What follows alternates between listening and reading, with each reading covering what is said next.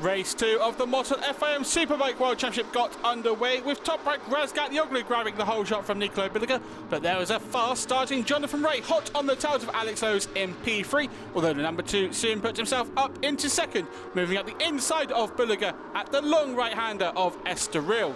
Bulega responded immediately as he had to on the inside of turn 4, regaining P2 as he looked to chase after top rank Razgatlioglu, the number 1, in search of a 4th consecutive hat-trick in World Superbike.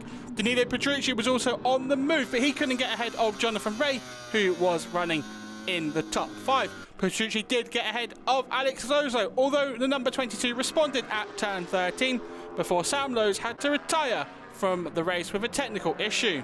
Alex Lowe's ran wide on the exit of turn 15. That allowed Petrucci through to P3, and soon Jonathan Ray was ahead of both of them at turn 5 as a number 65 looked for podium number 265. Alex Lowe's was ahead of Petrucci once again, moving into 4th before getting ahead of Ray in the podium places at turn 8. They having an incredible scrap over the podium places. However, Ray wasn't taking Alex Lowe's move lying down. He tried to get ahead at the Imola chicane, ran slightly wide on the second part on the exit, and that allowed the number 22 Bimota rider through at turn 13. And he was able to put a bit of daylight between his former teammate and himself to move into P3 comfortably. Their battling had allowed Michael van der Mark into the scrap, and he moved ahead of Danilo Petrucci into the top 5, while Alvaro Bautista was also on the charge. He went from P8 to P6 in one move, getting ahead of Danilo Petrucci and Xavi Vierge at the Adelaide hairpin. Van der Mark wasn't settling for a top 5 finish, though. He bundled his way through on Jonathan Ray to move into P4, and then Alvaro Bautista followed him through shortly after on the run into the Adelaide hairpin. Then it was Van der Mark versus Bautista for P4, the number 19 moving ahead at turn 14, an unusual overtaking spot to move into P4, but it looked like his podium charge would end just off the rostrum. At the front of the field, top rank Razgatlioglu made it 4 consecutive hat-tricks, 12 wins in a row as he looks to equal his winning streak he set last year, next time out at Aragon.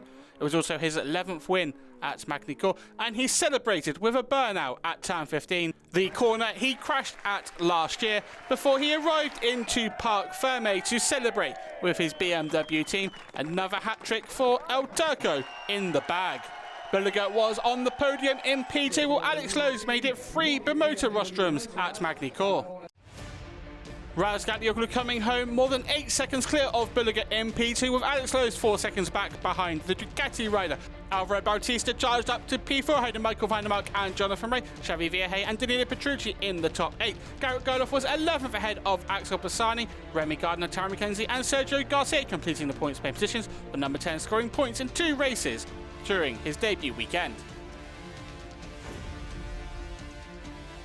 3 rounds to go, and it's a 39-point lead for top rank Razgatlioglu over Nicola Bulega. Danilo Petrucci remains in P3 ahead of Andrea Locatelli and Alvaro Bautista in the battle for bronze. Sam Lowe's and Alex Lowe's P6 and P7. Dominic Agata moving up 3 places into the top 10. Michael van der Mark also moving up. He goes ahead of Scott Redding after a strong weekend in France. Looks like we are take everything, but not easy weekend for me also. Okay, we are make a big gap, but also every lap I am pushing the limit. Especially I'm try to do very strong at the pace.